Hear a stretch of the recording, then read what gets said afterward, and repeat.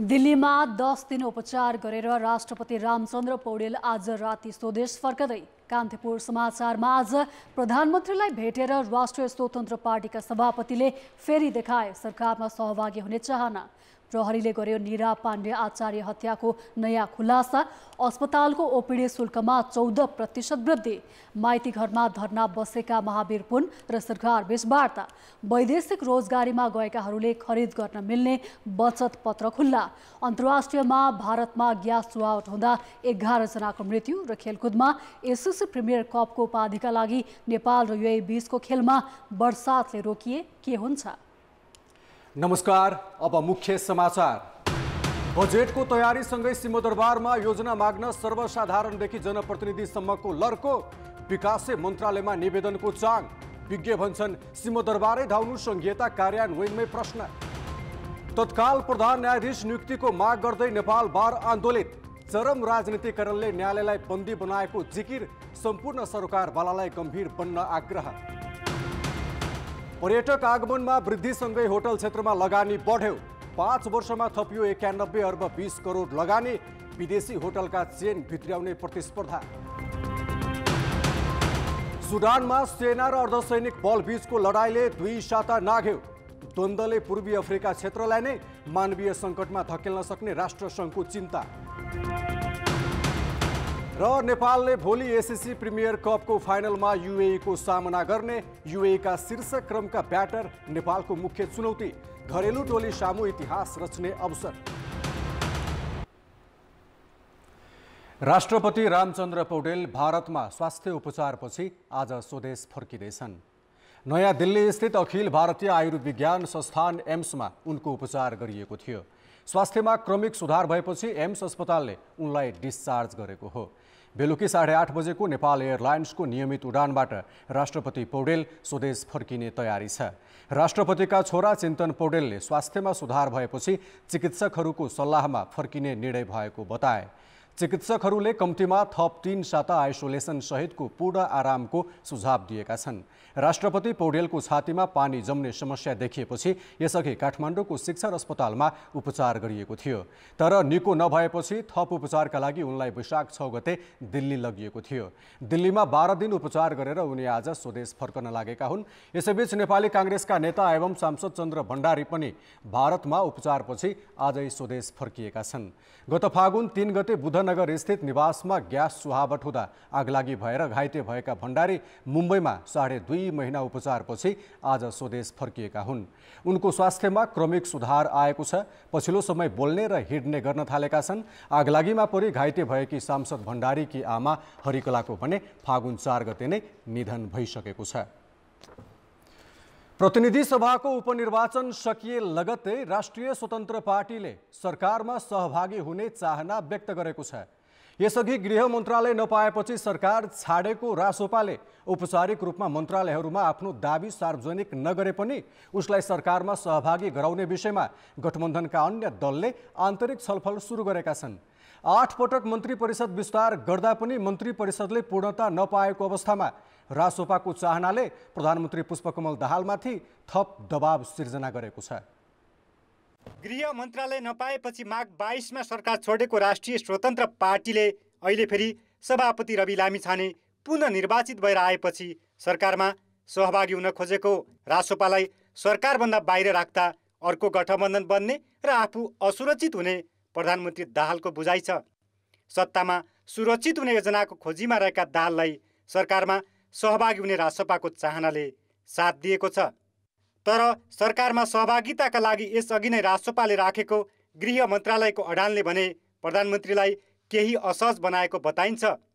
आइतबार प्रधानमन्त्री निवास बालुवाटारमा भएको दाहाल र रासोपा सभापति लामिछाने बीचको भेटमा सरकारमा सहभागिताबारे छलफल भएको छ।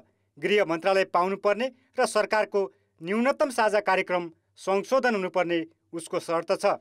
पछिल्लो गठबन्धन बनेपछि त्यहाँ उहाँले केही घटबड गर्नुभयो र त्यो गरिरहँदाखेरि पनि हाम्रो कुराहरू चाहिँ नि रहिरहे हुन्थ्यो भन्ने हाम्रो एउटा चाहना थियो। तर अब नीति तथा कार्यक्रमलाई मैले चाहिँ नि मूलभूत रूपमा सरकारकै हो भन्ने बुझेको छु। यस हिसाबमा उहाँले जे गर्नुभयो त्यसप्रति मेरो ठुलो आपत्ति छैन।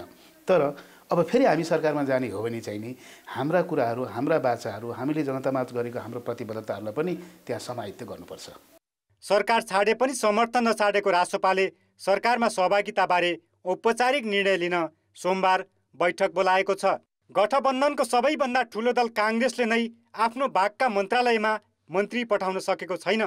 काङ्ग्रेसको आन्तरिक विवाद र जसपा अध्यक्ष उपेन्द्र यादवको संसद प्रवेशसँगै रासोपाको सत्ता चाहनाले परिस्थिति थप पेचिलो बनेको छ। गठबन्धनका पार्टीहरू मिलेर यसलाई चाहिँ गम्भीर छलफल गरेर उनीहरू चाहन्छन् भने सरकारमा ल्याउँदा त्यति अप्ठ्यारो हुँदैन। हिजो पनि ल्याएकै हो। त्यसकारण उनीहरूको चाहना र गठबन्धनले सरकारमा आउँछु भन्दाखेरि त्यसलाई चाहिँ नकारात्मक रूपमा लिनुपर्छ भन्ने चाहिँ मलाई लाग्दैन। प्रधानमन्त्री दाहालसँग अझै 4 मन्त्रालय छन्। गठबन्धनका सबै दललाई भाग पुर्याउन र रासोपालाई पनि सरकारमा सहभागी गराउन यो सङ्ख्या पर्याप्त छैन। तर पनि दाहाल रासोपालाई सरकारमा सहभागी गराउन प्रयासरत छन्। रासोपा सरकारमा आउने स्थितिमा त अब उसलाई अब नआउने भन्ने त कुरै भएन। त्यसमा सरकारमा आउने कुरामा प्रधानमन्त्री सबै हामी गठबन्धन दलसँग आबद्ध नेताहरू सबै हामी सकारात्मकै छौँ। अब छलफलले के निष्कर्ष निस्किन्छ भन्ने कुरो त पछिको कुरा हो। दाहालले रासोपालाई सरकारमा सामेल गर्दा काङ्ग्रेसको भागमा परेको एउटा मन्त्रालय घट्नेछ भने माओवादीले पनि केही मन्त्रालय छाड्नु पर्नेछ। त्यसका लागि उनले काङ्ग्रेस र जसपाको सहमति लिनुपर्नेछ। गठबन्धनको ठुलो दल काङ्ग्रेसलाई विश्वासमा राख्दै रासोपा र जसपा लगायत दललाई साथमा लिएर अगाडि बढ्न भने दाहाललाई कम चुनौतीपूर्ण छैन। कान्तिपुर समाचारका लागि क्यामेरामा राजेन्द्र महर्जनका साथ प्रकाश बम, काठमाडौँ। मुलुकमा संघीयता कार्यान्वयनमा आएको 7 वर्ष बितिसकेको छ। तर अहिले पनि साना ठुला विकासीय आयोजनाको फाइल बोकेर सिंहदरबार धाउनेको लर्को छ। साना आयोजनाको कार्यान्वयन स्थानीय तहले, मध्यम खालका आयोजना प्रदेश सरकारले र ठुला आयोजना सङ्घीय सरकारले सञ्चालन गर्ने नीति भए पनि नयाँ बजेटको गृह कार्य चलिरहँदा स्थानीय तहका जनप्रतिनिधि, सङ्घीय प्रदेशका सांसद तथा दलका नेताहरू योजना माग गर्न विकासीय मन्त्रालयको ढोका चहार्न व्यस्त छन्। गोर्खाको शहीद लखन गाउँपालिका वाडा नम्बर 2 की वाडा अध्यक्ष सकुन थापा दलबल सहित आइतबार सिंहदरबार स्थित भौतिक पूर्वाधार तथा यातायात मन्त्रालयको गेटमा भेटिन्। मनोकामनादेखि तिउरे भन्ज्याङ जोड्ने सडक कालोपत्रे गर्न बजेट माग गर्दै उनी सिंहदरबार आएकी हुन्। शहीद लखनको मनोकामनामा मनोकामनादेखि तिउरे भन्ज्याङसम्मको पिच बाटोको लागि हाम्रो टिम यहाँसम्म आइरहेको। माओवादी केन्द्रका नेता कुशल लिम्बू नेतृत्वको समूहले त 5 मन्त्रालय धाइसकेको छ। 1 लाखदेखि 1 करोडसम्मको योजना लिएर आएको यो समूह बजेट पाउनेमा भने ढुक्क छैन। त्यस्तै काङ्ग्रेस नेता तथा सांसद श्याम घिमिरे पनि उल्टो थिति नभएर पो सिंहदरबार धाउनु परेको बताउँछन्। माग गर्ने कानुन इकाइसँग न कुनै समन्वय छ। यो ढङ्गले चाहिँ यो व्यतिथिबाट चाहिँ हामी जुन माग गर्ने जुन परम्परा छ, यही परम्परालाई पछ्याउँदै माग गर्दै हिँडेका छौँ। अब यसले हामीलाई कहाँ पुर्याउँछ विकासको बाटोमा यो म भन्न सक्छु। तटबन्धनको कामहरूको समस्या थियो, त्यो समस्यालाई हल गर्न निम्ति के गर्न सकिन्छ भनेर यहाँका मन्त्रीहरू सचिवहरूलाई मैले भेट्दाखेरि अब परिस्थिति असहज छ भन्ने कुरामा पुगेको छ। समग्रमा सबैलाई समेटेर त्यो भूगोलमा कुन चिज आवश्यकता छ, गोरेटोको आवश्यकता छ कि ग्राभेलको आवश्यकता छ कि शिक्षाको आवश्यकता छ कि स्वास्थ्यको आवश्यकता छ कि पहिलो प्राथमिकता कसलाई दिने भनेर योजना बनाएर कार्यान्वयन गर्यौं भने आगामी आर्थिक वर्षको बजेटमा योजना समावेश गरिदिन आइतबार मात्रै भौतिक योजना मन्त्रालयमा 100 भन्दा बढी निवेदन दर्ता भएको छ। अहिलेसम्म 2500 भन्दा बढी निवेदनमा 5000 भन्दा बढी योजना माग गरिएको मन्त्रालयले जनाएको छ। तर यस्ता कुनै पनि योजना राष्ट्रिय योजना आयोगको योजना बैंकमै प्रविष्ट गर्नुपर्ने भए पनि योजना आयोग बाहिरैबाट माग आउँदा विकासे मन्त्रालयहरू दबावमा छन्। माग त गर्न पाइन्छ नि, हैन, राज्यसँग माग गर्ने कुरा हो, माग गर्न पाइन्छ। त्यो भयो भने थुप्रै निवेदनहरू चाहिँ अहिले परेका छन्। त्यस सम्बन्धमा चाहिँ अहिले हामी छलफलमा छौँ कसरी यसलाई सम्बोधन गर्न सकिन्छ कि सकिन्न। चालु आर्थिक वर्षको बजेटमा मात्रै 50 लाख सम्मका खानेपानी, पर्यटन र शहरी विकास सम्बद्ध योजना स्थानीय तहमा पठाइएको थियो। त्यस्तै 1 करोडसम्मका खानेपानी पर्यटन र शहरी विकास, 2 करोडसम्मका सिंचाई र नदी नियन्त्रण योजना सहित 5 करोड रुपैयाँको सडक योजना प्रदेशले नै कार्यान्वयन गर्ने घोषणा गरिएको थियो। तर बजेटको गृह कार्य चलिरहेका बेला योजना माग्न संघीय सरकार धाउने परिपाटीले संघीयता कार्यान्वयनमाथि प्रश्न जन्माएको छ। सबैभन्दा बढी चाहिँ समस्या भनेको योजनाको छनौट, तर्जुमा र कार्यान्वयनमा छ कि अब यो अलि निश्चित रूपमा सिंहदरबारमा बजेटको चटारो छ हैन।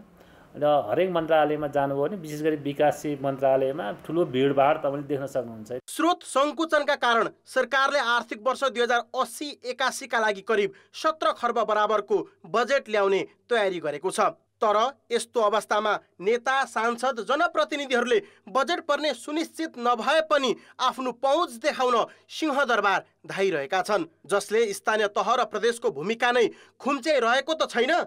कान्तिपुर समाचारका लागि जिल्ला सहकर्मीहरूको सहयोगमा क्यामेरामा सञ्जय लुइटेलका साथमा विकास आचार्य, काठमाडौँ। अब जनताको आवाज हामीले आज सातै प्रदेशमा सोधेका छौँ। संघीयतामा पनि सानातिना योजनाका लागि बजेट माग्न सिंहदरबार धाउने प्रवृत्तिलाई के भन्नुहुन्छ?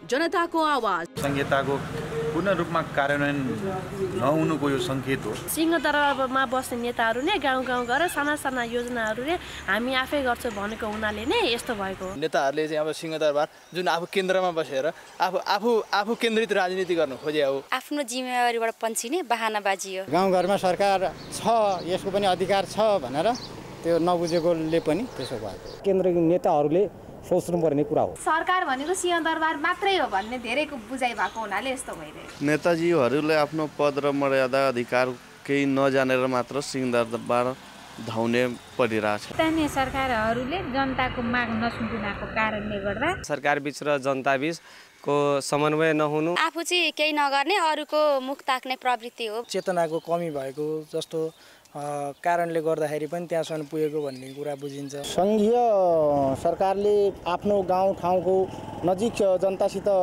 सम्पर्क भावनाले धेरै कुरोहरू आवश्यकता बुझ्या हुन्छ। सानो सानो बजेट माग्न पनि नेताको पछि लागेर मन्त्रालय धाउनेले चाहिँ यसले चाहिँ संघीयतालाई नै गिज्याएको जस्तो देखिन्छ। आफ्नो कार्यकर्तालाई पाल्नको लागि अनि आसेपासेलाई पाल्नको लागि मात्र धब्ने आवश्यकता हो। यो योजनाहरू यो निकायबाट जाने हो, तपाईँ यहाँ जानुहोस्, म बरु त्यहाँ भन्छु, यहीँबाट यो समस्याहरू समाधान गरौँ भन्ने तहमा नेताहरू पनि पुगेका छैनन्।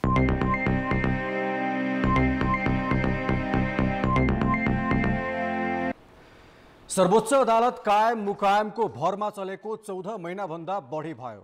सर्वोच्च अदालतले नै प्रधान न्यायाधीश नपाउँदा त्यसको जनविश्वासदेखि प्रशासनिक प्रक्रिया नै अवरुद्ध भएको भन्दै नेपाल बार एसोसिएसनले प्रधानमन्त्रीको ध्यानाकर्षण गरायो। संवैधानिक परिषदको बैठक पनि बस्यो, तर राजनीतिक कारण देखाएर प्रधान न्यायाधीश नियुक्तिको प्रक्रिया अगाडि बढ्न सकेन। न्यायालयलाई बन्दी बनाएको भन्दै बार एसोसिएसनले आन्दोलन नै सुरु गर्नुपर्ने अवस्था बनेको छ।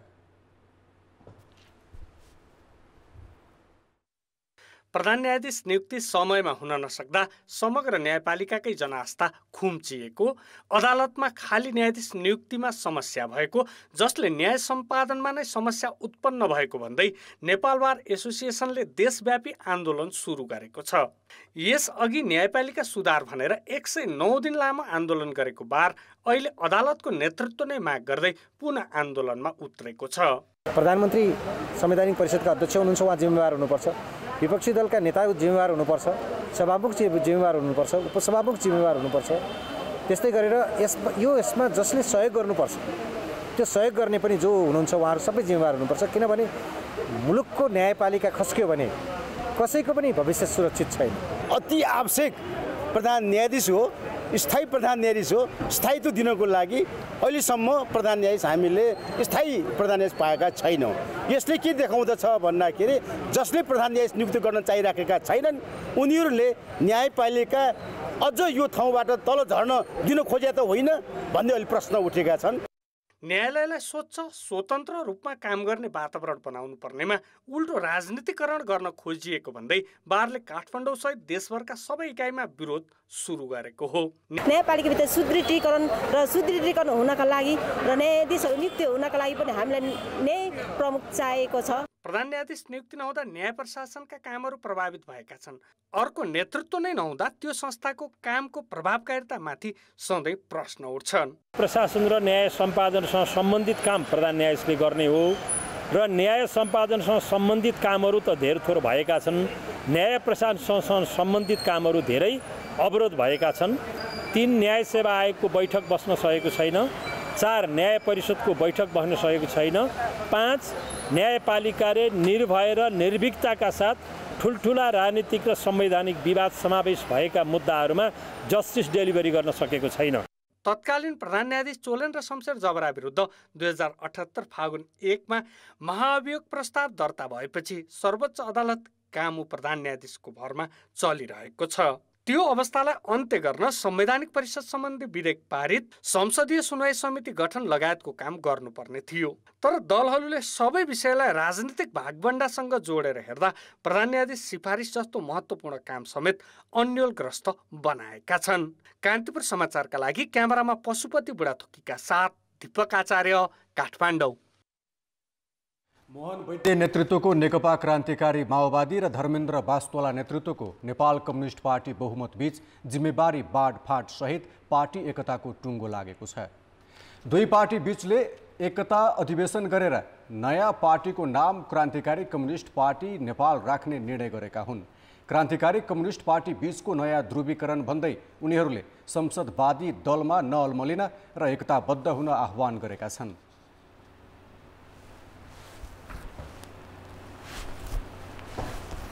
एकताबद्ध हुने प्रक्रियातिर हामी लैजान चाहन्छौँ।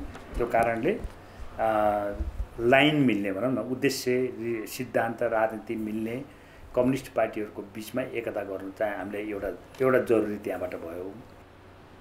पार्टीको अध्यक्षमा मोहन वैद्य र प्रवक्तामा धर्मेन्द्र बास्तोला रहनेछन्। 15 सदस्यीय कार्यालय सदस्य, 87 सदस्यीय सचिवालय र 267 सदस्यीय केन्द्रीय समितिको समेत नाम टुङ्गो लागेको छ। अधिवेशनले अन्तर्राष्ट्रिय श्रमिक दिवसका अवसरमा एकताको घोषणा सभा समेत राखेको छ। वैद्य र बास्तोला दुवै पूर्व माओवादी नेता हुन्। अनुसन्धान र आविष्कारको क्षेत्रलाई प्राथमिकतामा राखेर नीतिगत र बजेटको व्यवस्था गर्नुपर्ने माग गर्दै आन्दोलनरत आविष्कार केन्द्रका संस्थापक महावीर पुन र सरकारबीच वार्ता भएको छ। उपप्रधान तथा रक्षा मन्त्री एवं कानुन, न्याय तथा संसदीय मामिला मन्त्री पूर्णबहादुर खड्का, मुख्य सचिव शङ्करदास बैरागी र पुनको टोलीबीच रक्षा मन्त्रालयमा छलफल भएको हो। वार्तामा दुवै पक्षबाट वार्ता टोली गठन गर्ने र भोलिसम्म आन्दोलनका माग पूरा गर्ने सहमति भएको संस्थापक पुनले बताए। पुनले अनुसन्धान, नवप्रवर्तन र आविष्कारको क्षेत्रमा राज्यले लगानी बढाउनुपर्ने माग गर्दै काठमाडौँको माइतीघर मण्डलामा अनिश्चितकालीन धरना गर्दै आएका छन्।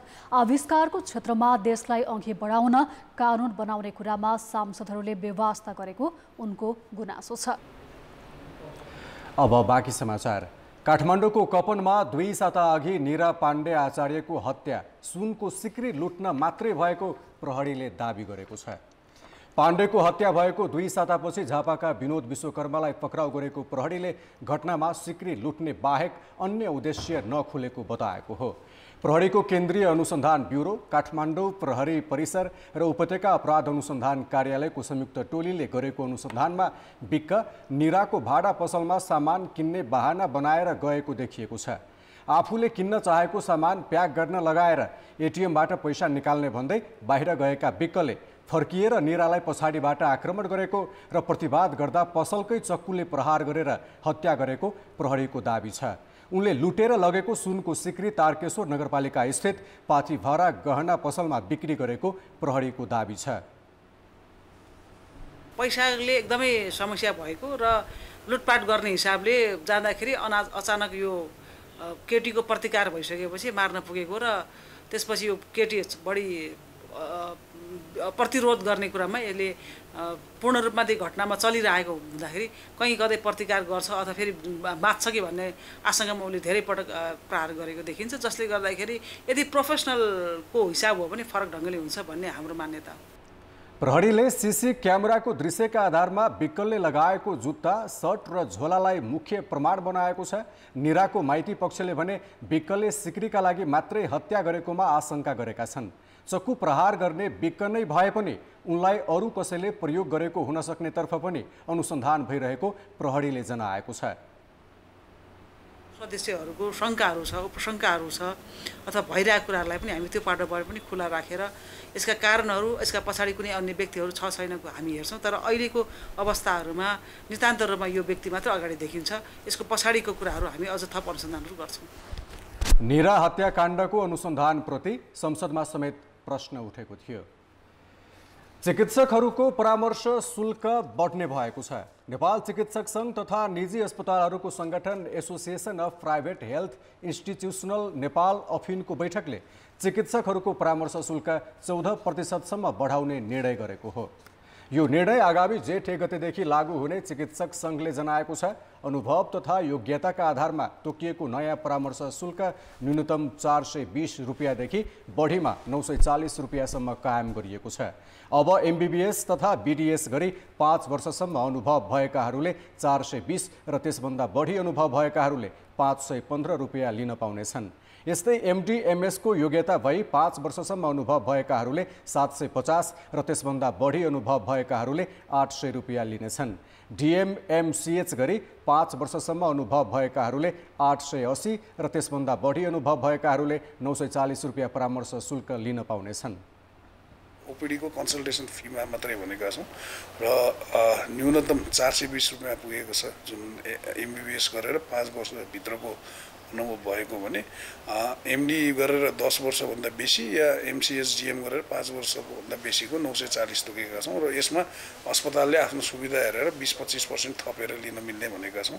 र मेडिकल अफिसरको तलब चाहिँ नेपाल सरकारले तोकेको न्यूनतम 8औं तहको सर दिनुपर्ने भनेका छौँ। नेपाल राष्ट्र बैंकको मुद्रास्फीतिका आधारमा प्रत्येक 2-2 वर्षमा शुल्क पुनरावलोकन गर्ने अधिकार 2078 भदौ 30मा नै दिइएको स्वास्थ्य मन्त्रालयले जनाएको छ। बढेको शुल्क निजी स्वास्थ्य संस्थाहरूमा लागू हुनेछ, तर गरिब, असहाय लगायतका 10% बिरामीलाई निशुल्क उपचार गर्नुपर्ने नियम भने निजी अस्पतालहरूले पालना नगरेको मन्त्रालयको भनाइ छ। प्राइभेटले 10% चाहिँ पूर्ण रूपमा छुट दिनुपर्ने हुन्छ।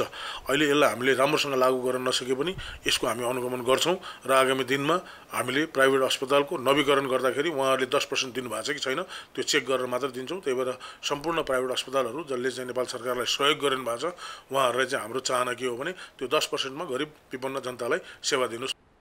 यसअघि 2077मा चिकित्सकहरूको परामर्श शुल्क पुनरावलोकन गरिएको थियो। काठमाडौँ महानगरपालिकाले निजी विद्यालयको नाम र चिन्हमा एकरूपता ल्याउन बनाइएको विद्यालय शिक्षा नियमावली 2074 कार्यान्वयन गर्ने भएको छ। नियमावली कार्यान्वयनमा निजी विद्यालयहरूले अटेरी गरेपछि महानगरले नाम र चिन्हमा एकरूपता ल्याएर मापदण्ड अनुरूप रहन आग्रह गरेको हो। नियम पालना नभए कारबाही गर्ने चेतावनी महानगरको छ। निजी विद्यालयले भने महानगरको निर्णयप्रति आपत्ति जनाएका छन्।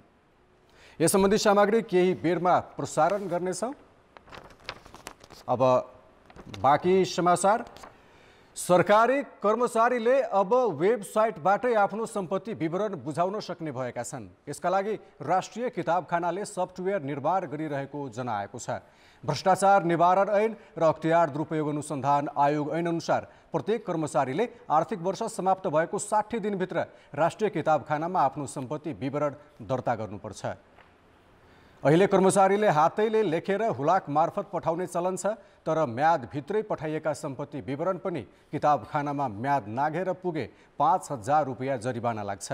भ्रष्टाचार निवारण ऐन, अख्तियार दुरुपयोग अनुसन्धान आयोग ऐन लगायतमा म्यादभित्र सम्पत्ति विवरण पेश नगर्नेलाई निजको परिवारको नाममा गैर कानुनी सम्पत्ति रहेको अनुमान गरी कुनै पनि समय अनुसन्धान गर्न सकिने कानुनी प्रावधान छ। तर व्यक्तिले पेश गरेका सम्पत्ति विवरण अनुसन्धानका सिलसिलामा बाहेक गोप्य राखिन्छ। व्यक्तिको गोपनीयता सुरक्षित रहने गरी सफ्टवेयर निर्माणको तयारी भइरहेको किताबखानाले जनाएको छ। सम्पत्ति विवरण लिएको छ, यसै गरी खाममा आएको सम्पत्ति विवरणलाई हामी अभिलेख गरेर राख्छौँ। त्यसरी राख्दाखेरि यसले स्पेस पनि बढी लिने, नष्ट भएर जाने पनि समस्या देखियो, लागत पनि बढी पर्यो। त्यसैले हामीले डिजिटल लिने, सफ्ट कपी मार्फत लिने गरी हाम्रो निजामती किताबखानाको वेबसाइटलाई त्यसरी हामी अपग्रेड गर्दैछौँ। आशा गरौँ केही समयपछि सम्पत्ति विवरण डिजिटल्ली लिइन्छ। अब जनमतको अन्तिम परिणाम। जनमतमा हिजो हाम्रो प्रश्न थियो, विज्ञान प्रविधिको क्षेत्रलाई सरकारले किन प्राथमिकता नदिएको होला? ए, महत्त्व नबुझेर, बी, बजेट अभाव, र सी, दबाव पुगेन। जनमतको अन्तिम परिणाम यस्तो छ। ए, महत्त्व नबुझेरमा 76%, बी, बजेट अभावमा मात्र 6%, र सी, दबाव पुगेनमा 18%।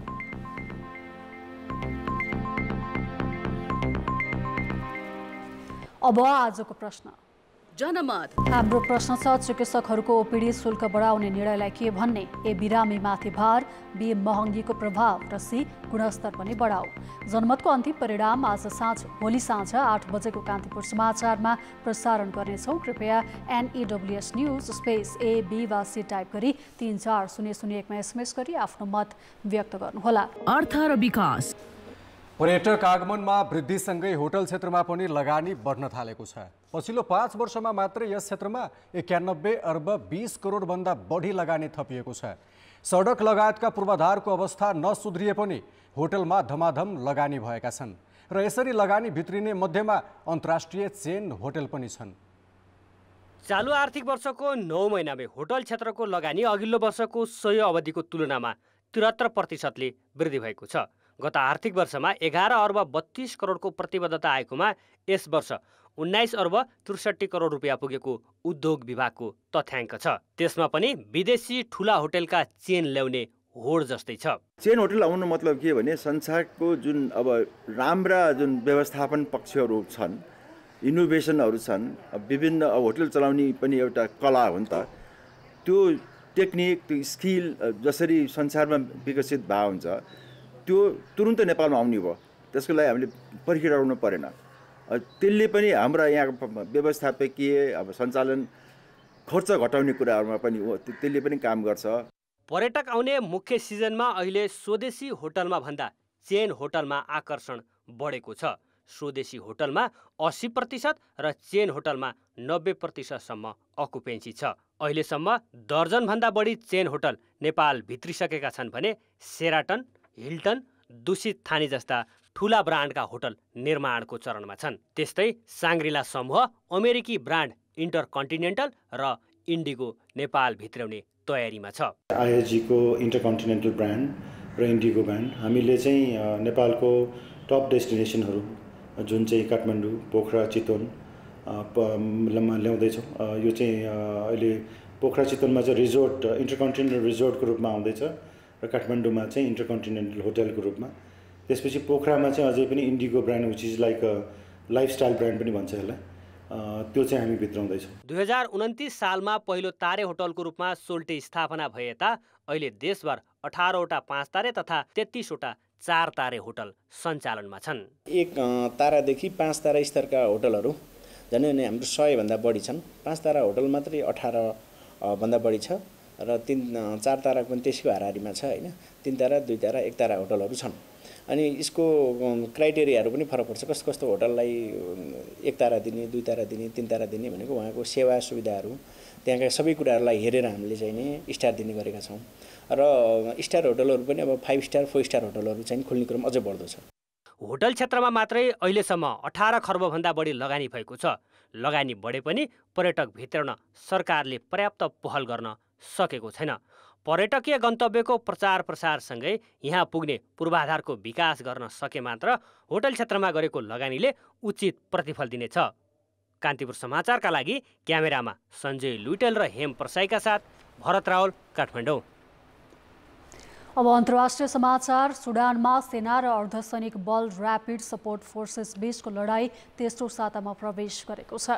संयुक्त राष्ट्रसङ्घका महासचिव एन्टोनियो गुटेरेसले देश नै भत्ताभुङ्ग भइरहेका बेला सत्ताका लागि आपसमा लड्ने कुनै अधिकार नभएको भन्दै द्वन्द्व र दुवै पक्षको आलोचना गरेका छन्। त्यस्तै राष्ट्रसङ्घीय विश्व खाद्य कार्यक्रमले सुडानमा जारी द्वन्द्वले पूर्वी अफ्रिका क्षेत्रलाई नै मानवीय सङ्कटमा धकेल्न सक्ने भन्दै सबैलाई सचेत गराएको छ। यसैबीच सुडानका पूर्व प्रधानमन्त्री अब्दुल्ला ह्यामडोकले देशमा जारी द्वन्द्व सिरिया र लिबिया भन्दा पनि खराब बन्न सक्ने चेतावनी दिएका छन्। लडाई जारी रहे विश्वकै लागि दुस्वप्न बन्न सक्ने ह्यामडोकको भनाइ छ। केन्याको राजधानी नैरोबीमा आयोजित पत्रकार सम्मेलनमा उनले द्वन्द्वरत दुवै पक्षलाई शान्ति वार्तामा बस्न दबाब दिन एकीकृत अन्तर्राष्ट्रिय प्रयासको खाँचो रहेको बताए। जनाएका छन्। आइतबार बिहानै राजधानी खार्तुममा युद्ध विमान र विमानभेदी गोली प्रहारका ठूलो आवाजहरू सुनिएको स्थानीय बासिन्दाले बताएका छन्। दुई सैन्य बलबीच अप्रिल 15मा सुरु भएको युद्धमा अहिलेसम्म कम्तीमा 560 जना मारिएका छन् भने 4000 भन्दा बढी घाइते भएका छन्। उत्तर भारतको लुधियाना स्थित ग्यासपुरा क्षेत्रमा विषालु ग्यास चुहावट हुँदा कम्तीमा 11 जनाको मृत्यु भएको छ। घटनामा अन्य 4 जना गम्भीर घाइते भएका छन्। मृतक 11 जनामा 5 महिला र 6 पुरुष रहेको जनाइएको छ।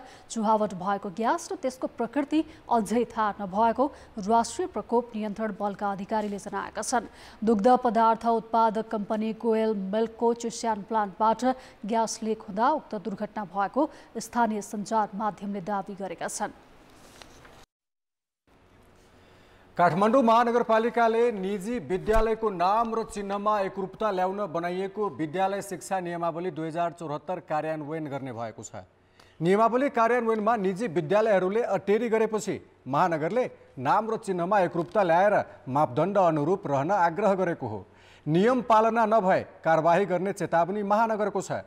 निजी विद्यालयले भने महानगरको निर्णयप्रति आपत्ति जनाएका छन्।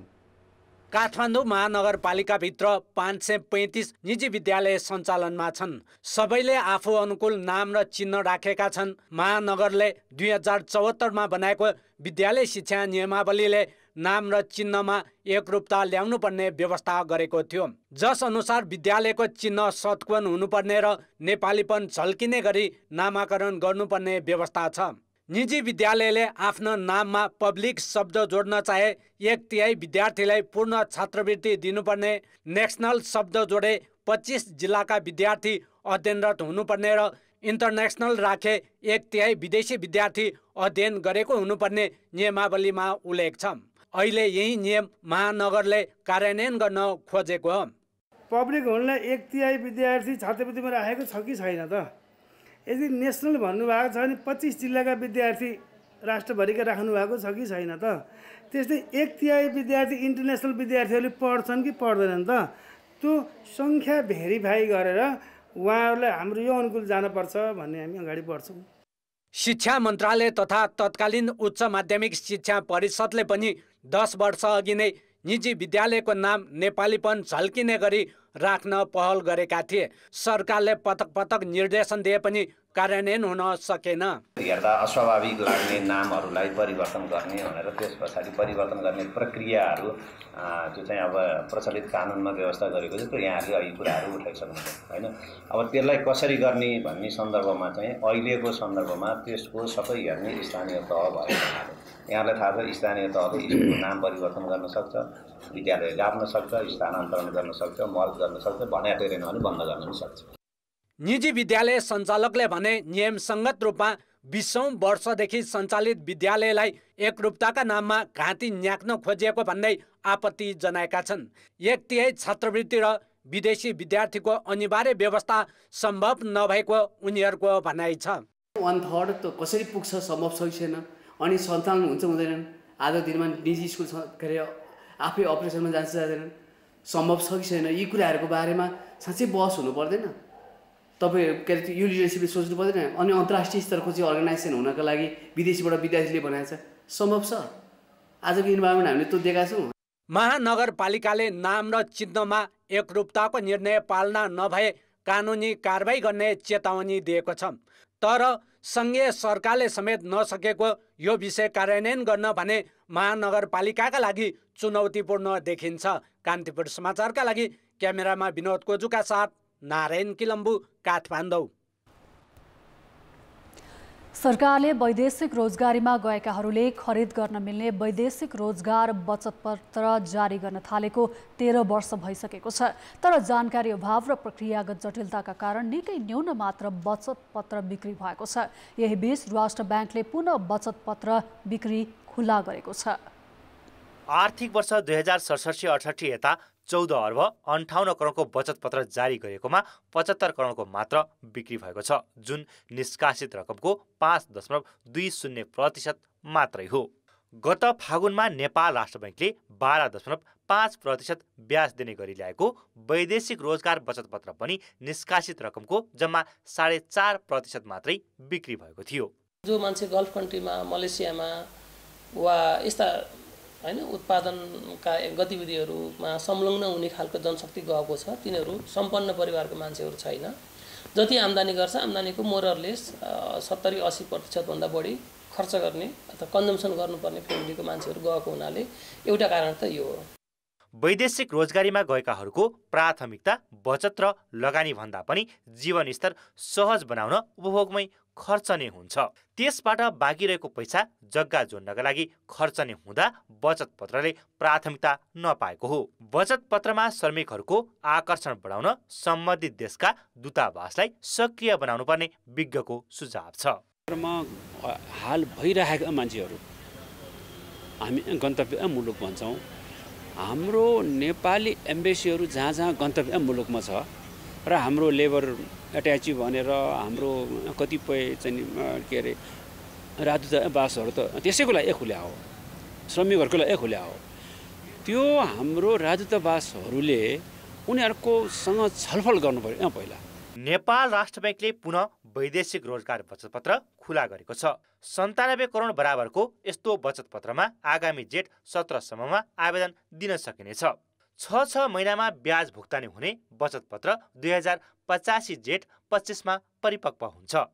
11% ब्याज पाइने यो बचत पत्र विदेशबाट फर्केको 6 महिना पुरा नभएकाहरूले पनि खरिद गर्न सक्नेछन्। वैदेशिक रोजगार बचत पत्र धितो राखी कर्जा पनि लिन सकिन्छ।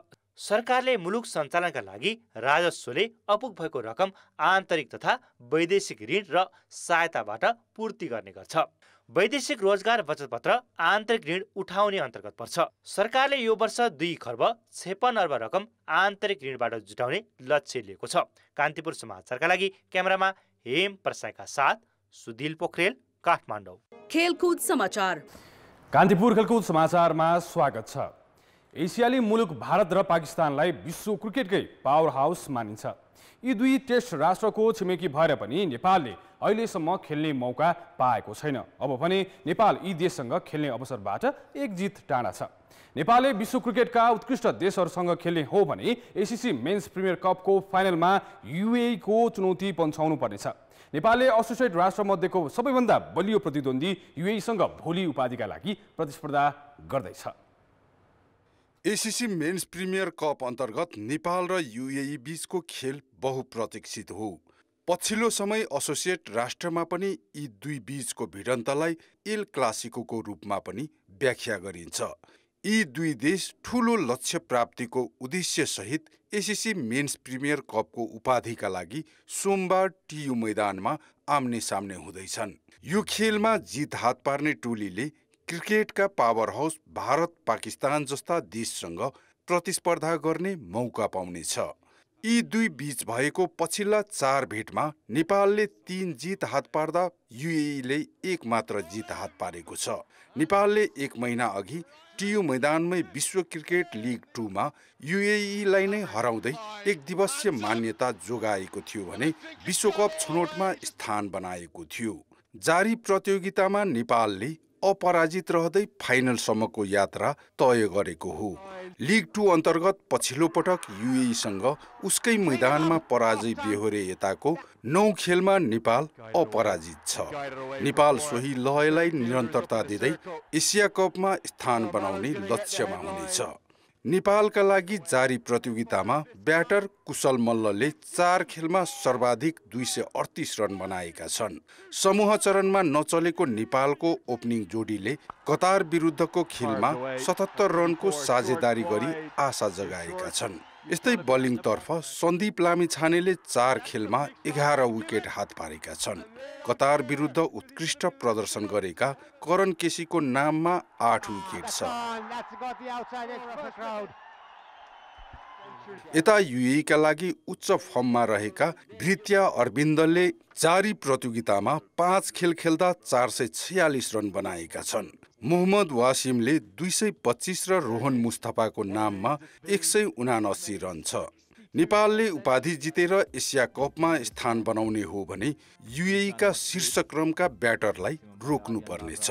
दुईटैको लागि एकदम इम्पोर्टेन्ट गेम होइन दुईटै टिममा प्रेसर हुन्छ होइन अब जसले अब राम्रोसँग त्यो प्रेसरलाई ह्यान्डल गर्छ आई थिङ्क त्यसले नै जित्छ होला युएको टिमको कुरा गर्दाखेरि आई थिङ्क वसिम अलिकति राम्रो खेल्छन् माथिबाट अलि क्विक स्टार्ट दिन्छ त्यो एरियामा चाहिँ हामीले राम्रो गर्न सक्यो भने युईमाथि अलि दबाव बनाउन सकिन्छ। 1 महिना अघि सम्पन्न विश्व क्रिकेट लिग 2 मा खराब प्रदर्शन गरेको युईले विश्वकप छनौटको प्ले अफमा उत्कृष्ट प्रदर्शन गर्दै पुनरागमन गरेको छ। प्रशिक्षक मुदसर नजर आए यता टिमको प्रदर्शन फेरिएको छ। जारी प्रतियोगितामा पनि 5 खेलमा 4 जित हात पारेको युईको पनि नजर उपाधिमा छ। कान्तिपुर समाचारका लागि क्यामेरामा विनोद कोजुका साथ खेलकुद ब्युरोको रिपोर्ट। एसीसी मेन्स प्रिमियर कपको उपाधिका लागि भोलि बिहान 9 बजे नेपाल र युए बीच कीर्तिपुर स्थित टियु मैदानमा खेल हुने तालिका छ। तर वर्षाले खेल प्रभावित भएमा नतिजा के हुन्छ त? मौसम पूर्वानुमान महाशाखाका अनुसार भोलि बिहानदेखि नै वर्षा मौसम बदली भई मध्याह 12 बजेदेखि मेघ गर्जनसहित पानी पर्ने सम्भावना छ। भोलि खेल हुन नसके पर्सि मंगलबारलाई वैकल्पिक दिन राखिएको छ। फाइनलमा पानी परेर पुरै ओभर खेल्न नसक्ने अवस्था भएमा सुपर ओभर खेलाइनेछ। सुपर ओभरमा पनि खेल्ने अवस्था नरहे ओडिआई वरियतामा युई भन्दा अघि रहेको नेपालले एसिया कपमा स्थान बनाउनेछ। नेपालले ओडिआई वरियताको 14औं स्थानमा रहेको छ भने युई नेपाल भन्दा 5 स्थान तल छ। उपाधि जित्ने टोलीले एसिया कपमा सिधै भारत र पाकिस्तान रहेको समूह ए मा स्थान बनाउनेछ। समूह बी मा श्रीलङ्का, अफगानिस्तान र बङ्गलादेश रहेका छन्। दुवै समूहमा शीर्ष 2 मा रहने दुई टोलीले सुपर 4 मा स्थान बनाउनेछन्। सुपर 4 मा पनि शीर्ष स्थानमा रहने टोलीले उपाधिका लागि भिड्नेछन्। एसीसी एसिया कपको 13औं संस्करण आगामी सेप्टेम्बरमा पाकिस्तानमा हुनेछ। एसीसी मेन्स प्रिमियर कपमा ओमानले तेस्रो स्थान हात पारेको छ। आज वर्षाका कारण खेल प्रभावित भएपछि ओमानले वरियताका आधारमा कुवेतलाई पछि पारेको हो। यो नतिजापछि Oman ACC emerging teams Asia कपका लागि छनौट भएको छ। टियु मैदानमा टस हारेर पहिले ब्याटिङमा आएको कुवेतले 39.3 ओभरमा 130 रन मात्रै बनाउन सक्यो। खेलको सुरुवातदेखि नै दबावमा आएको कुवेतका लागि ओपनर एडनान इड्रिसले बनाएको 34 रन नै सर्वाधिक बन्यो। साइद मोनिबले 28, यासिन पटेलले 17 रन जोडे। जय ओड्रेडाले उत्कृष्ट बोलिङ गरी 5.3 ओभरमा 5 विकेट लिएका थिए। उनले 1 मेडन राख्दै 14 रन खर्चिए। बिलाल खानले 2 विकेट हात पारे। जवाफी ब्याटिङमा उत्रिएको ओमानले 6 ओभरमा 41 रन बनाएको अवस्थामा वर्षा हुन थालेपछि खेल रोकिएको हो। लामो समय पानी परेपछि सुपर ओभर पनि खेलाउने अवस्था नरहेको भन्दै अम्पायरले खेल नो रिजल्टमा दर्ज भएको घोषणा गरेका थिए, जसका कारण ओमानलाई फाइदा भएको हो। ओमान ओडिआई वरियतामा 18औं स्थानमा छ। कुवेतले भने एकदिवसीय मान्यता पाएको छैन। शहीद स्मारक ए डिभिजन लिगमा मसिन्द्र फुटबल क्लब र सातबाटो युवा क्लब गोलरहित बराबरीमा रोकिएका छन्। दशरथ रङ्गशालामा भएको खेलको पहिलो हाफमा दुवै टिमले खतरनाक मुभ बनाउन सकेनन्। दोस्रो हाफमा मसिन्द्रले गोलको लागि पाएको अवसर खेर फाल्यो। 17औं मिनेटमा युटा सुजुकीले गरेको प्रहार विफल भयो। 82औं मिनेटमा अभिषेक गुरुङले गरेको हेडर प्रहारलाई सातुबाटोका गोलरक्षक निशान थापा मगरले बचाए। सातुबाटोका विलियम ओपोकोले गरेको प्रहारलाई कप्तान तथा गोलरक्षक विशाल श्रेष्ठले जोगाएपछि खेल गोलरहित बराबरीमा रोकिएको हो। यो नतिजापछि 18 अङ्क जोडेको मसिन्द्र 7औं स्थानमा यथावत छ। सातुबाटो 22 अङ्कसहित तेस्रो स्थानमा छ। शहीद स्मारक ए डिभिजन लिगमा त्रिभुवन आर्मी क्लब र हिमालयन शेर्पा 1-1 गोलको बराबरीमा रोकिएका छन्। दशरथ रङ्गशालामा हिजो खेलको पहिलो मिनेटमा नवयुग श्रेष्ठले गोल गरी आर्मीलाई अग्रता दिलाएका थिए। 55औं मिनेटमा विश्वास श्रेष्ठले 1 गोल फर्काएका थिए। हिजो 71औं मिनेटमा भारी वर्षा भएकाले खेल अवरुद्ध भएको थियो। हिजो रोकिएको खेल आज 72औं मिनेटबाट सुरु भयो, तर सो समयमा दुवै टिमले गोल गर्न सकेनन्। यता शीर्ष स्थानको जावला खेलले सुरुवाती अग्रता जोगाउन नसक्दा अङ्क बाँड्न बाध्य भएको हो। च्यासल मैदानमा हिजो जावला खेल र सङ्कटा बीचको खेल 51 मिनेटपछि भारी वर्षाका कारण रोकिएको थियो। बाँकी खेल आज एन्फा मैदानमा खेलाइएको हो। फोडे फफानाको गोलमा जावला खेलले अग्रता बनाए पनि आज 73औं मिनेटमा जावला खेल गोल खान पुग्यो। यो बराबरीपछि लिगको पहिलो चरण सकिँदा जावला खेलले 4 अङ्कको अग्रता बनाउने मौका गुमाएको छ। 13औं खेल सकिँदा जावला खेलले 24 अङ्क बनाएको छ। दोस्रो स्थानको 3 स्टारको समान खेलबाट 22 अङ्क छ, सङ्कटा 16 अङ्कसहित 8औं स्थानमा छ। यता 8 पटकको च्याम्पियन मोनाङ वर्स्याङ्दी क्लबले लगातार 6 खेलमा पराजय बिहोरेको छ। मोनाङ आज चर्च बोइज युनाइटेडसँग 3-0 गोलले पराजित भएको हो। कान्तिपुर खेलको समाचारहरूलाई यति नै। अब मौसम सम्बन्धी जानकारी।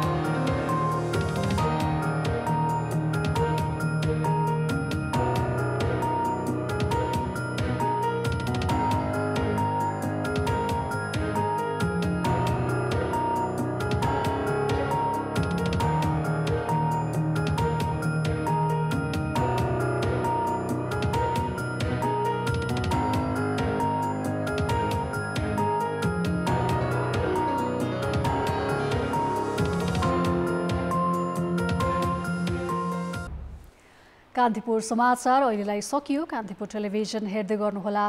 नमस्ते।